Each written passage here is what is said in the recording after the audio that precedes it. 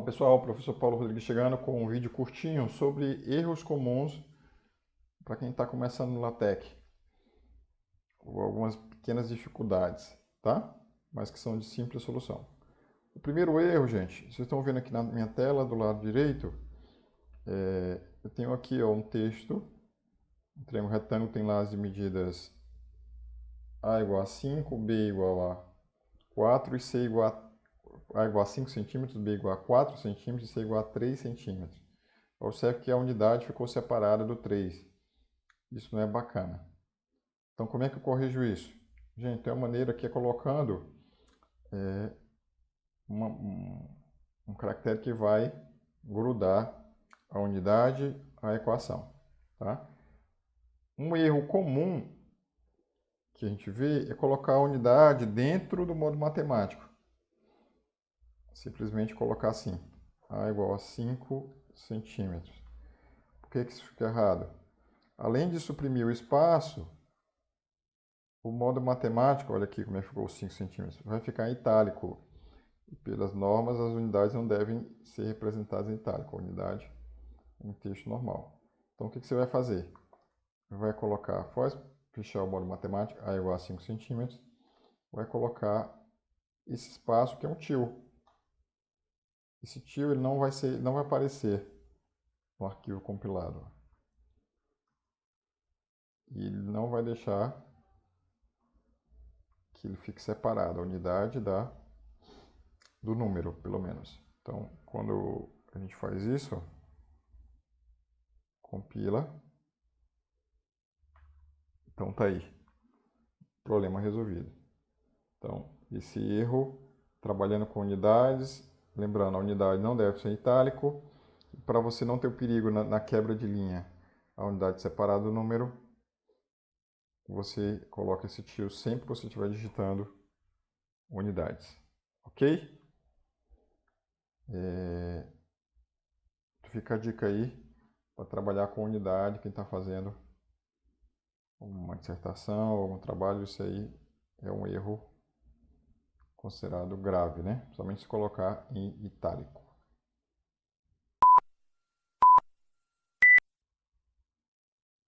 Então, gente, vamos agora para o erro 4. O erro 4 é o seguinte, modo matemático no parágrafo. Estão vendo aqui, o meu parágrafo está bem curtinho, o Joãozinho tem 5 bananas em laranja, só para exemplificar. Mas aqui eu tenho dois erros. Primeiro, o 5 não está no modo matemático e o N em laranja está em itálico. Gente, correto é você colocar assim. O 5, mesmo ele estando no parágrafo, colocar em modo matemático, ou seja, entre cifrão, e o N também. Por quê, professor? Porque se você quer resolver usar um pacote para mudar a fonte do modo matemático, por exemplo, então vou compilar de novo aqui, né? A fonte do modo matemático normalmente é diferente do texto, então tá aí. Se você resolve usar um pacote como Euler, que muda a fonte do modo matemático, ele já vai ficar da forma correta, tá? E aí você não vai quebrar a cabeça com isso, ok? Claro que nesse caso aqui a fonte tem que ser um pouco maior, tem que fazer ajuste, né?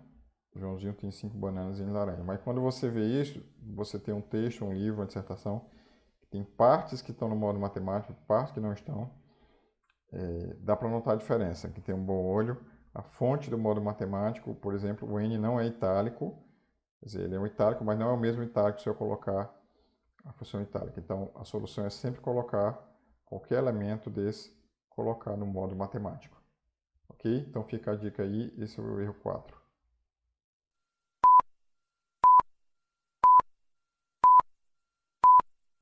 Então, gente, vamos para o erro 3. O erro 3 é quando eu tenho equações com mais de uma linha. Eu coloquei aqui um exemplo, equações x mais 1 ao quadrado igual a 9, x mais 1 igual a mais ou menos 3, você quer colocar em mais de uma linha. Como é que está feita aqui essa solução? Estão colocados no modo matemático duas vezes. Na verdade, aqui tem dois erros. Primeiro, gente, não faz muita diferença, mas já se adaptando. Cifrão a gente não deve usar mais, deve ser contra barra, colchete. Mas não chega a ser um erro, não vai alterar o resultado. Se eu fosse colocar barra, colchete, ok? Mas não é o que eu quero falar. Quando eu tenho mais de uma linha, equações com mais de uma linha, que eu quero colocar seguidas assim, eu devo usar um ambiente adequado para isso, tá? Eu vou fazer aqui embaixo. Então, no seu preâmbulo, você deve colocar lá os pacotes da MS-MEF. Esse pacote tem várias opções, você deve ir atrás, mas a principal, talvez, para modo matemático, é Getter, né? Significa que eu posso colocar equações com mais de uma linha, certo? E aí,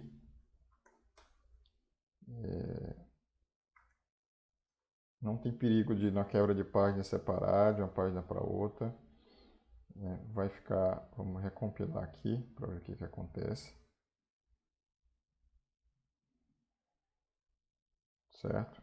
A diferença aqui pode parecer pouca, mas tem uma diferença no espaçamento das linhas. Deixa eu dar um zoom aqui. Aqui o espaçamento é maior, na primeira. Aqui o espaçamento é menor, tá? E aí tem outras opções, se você preferir, do pacote MS-MEF. Por exemplo, se você quisesse alinhar esse igual com esse igual, para passar uma certa organização, aí você colocaria o align. Ok. Vamos ver como é que fica align. Digitei errado aqui. Ok. E esse asterisco é só para não numerar, por isso que tem a opção com asterisco. Então, como é que vai ficar? Aí aqui eu vou simplesmente colocar um sinal de comercial no igual, porque eu quero que ele fique um embaixo do outro. Ó. Coloquei esse símbolo aqui. O meu teclado é acima do 7. O que vai acontecer? Ele vai ficar alinhado, ó, igual com igual. Então, equações com mais de uma linha, a gente não deve colocar uma seguida da outra, separado. Deve usar alguma das opções, existem outras, do pacote AMS-MEF. Ok? Então fica a dica aí desse erro muito comum.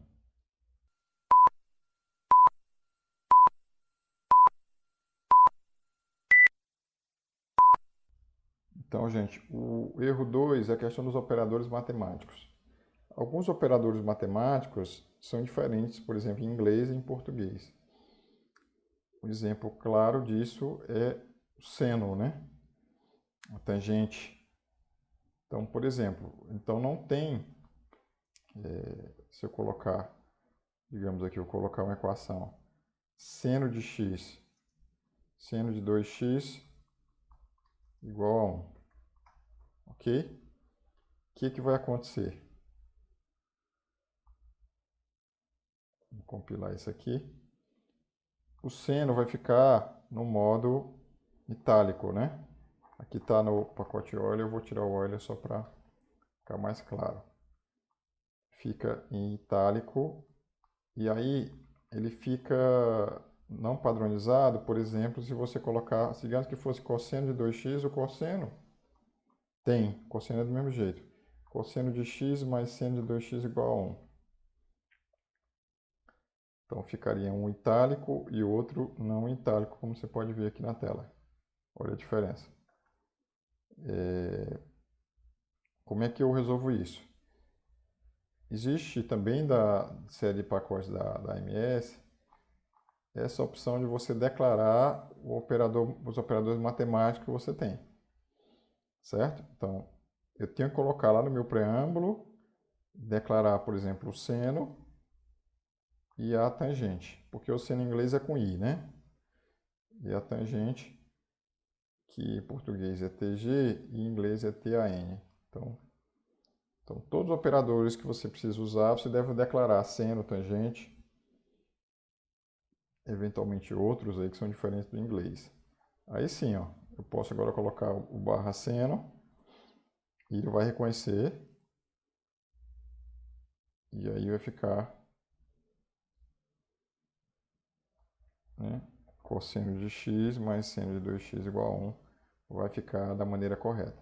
Mas tem gente que prefere escrever em inglês, né? Eu vejo muitas pessoas que colocam SN e fica uma confusão. Algumas coisas no texto de uma maneira e em outras partes de outra maneira. Ok? Então essa questão de declarar o operador matemático, está aqui o comando. Declare math operator, está aqui. Eu vou deixar o link desse arquivo de baixo para vocês copiarem esse código e copiarem no preâmbulo de vocês. Ok? Então esse é um erro muito comum que deixa o documento fora de padrão.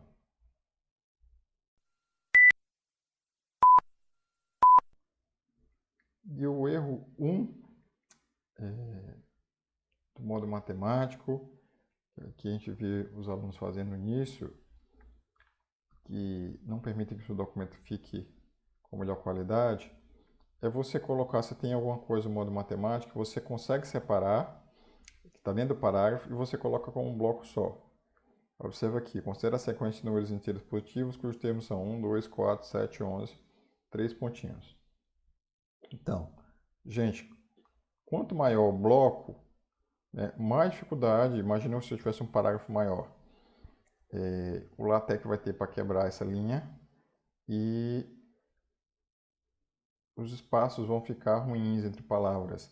E é isso que dá a beleza do conteúdo. Então, o criador do TeX, no manual, no TeXbook, já fala, quando eu tenho uma coisa desse tipo, eu devo fazer assim, ó.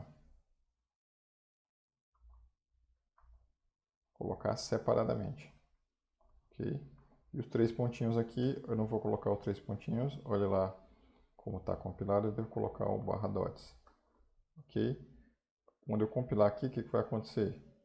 Se tiver algum termo que dá para colocar na linha anterior, ele já coloca. E a distribuição das palavras na linha vai ficar melhor. A distribuição das palavras, o espaço entre as palavras vai ficar melhor. Tá? É por isso que às vezes aparecem aqueles alertas, né? Overfull ou badness, alguns alertas de espaçamento.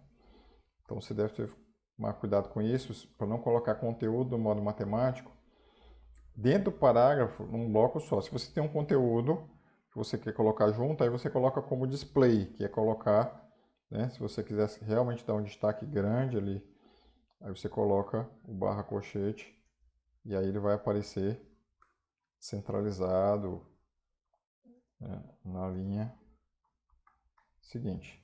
Se você puder, quebre o conteúdo em vários modos matemáticos, que isso facilita a formação do parágrafo. E a formação do parágrafo é que faz a beleza do TeX, né? Você tem um parágrafo cujas palavras estão no mesmo espaço uma da outra. Essa é a diferença para os outros processadores de texto. Ok? Então fica a dica aí. Eu vou deixar o link para esse código que eu fiz aqui do Overleaf, você copiar e colar aqui embaixo do vídeo. Um abraço e até a próxima.